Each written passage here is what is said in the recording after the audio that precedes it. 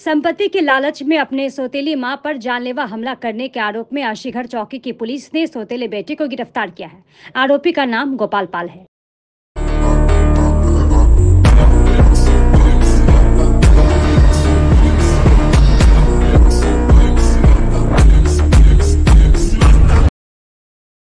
जानकारी के अनुसार गोपाल के पिता ने 2 शादी की थी। वहीं उसकी सौतेली मां शिखर चौक के अंतर्गत इलाके में रहती थी, जहां जमीन के साथ उसकी एक दुकान भी थी, जिसे लेकर गोपाल पाल और सौतेली मां के बीच विवाद चल रहा था। आरोप है कि उक्त जमीन और दुकान के लालच में गोपाल ने अपनी सौतेली मां पर चाकू से हमला कर दिया, जिसके चलते महिला गंभीर रूप से घायल हो गई।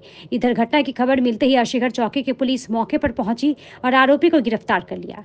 फिलहाल महिला का इलाज उत्तरबंग मेडिकल कॉलेज एवं अस्पताल में चल रहा है।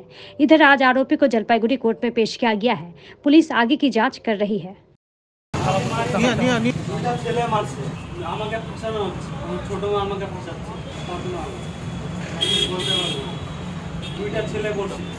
गोपाल पाल।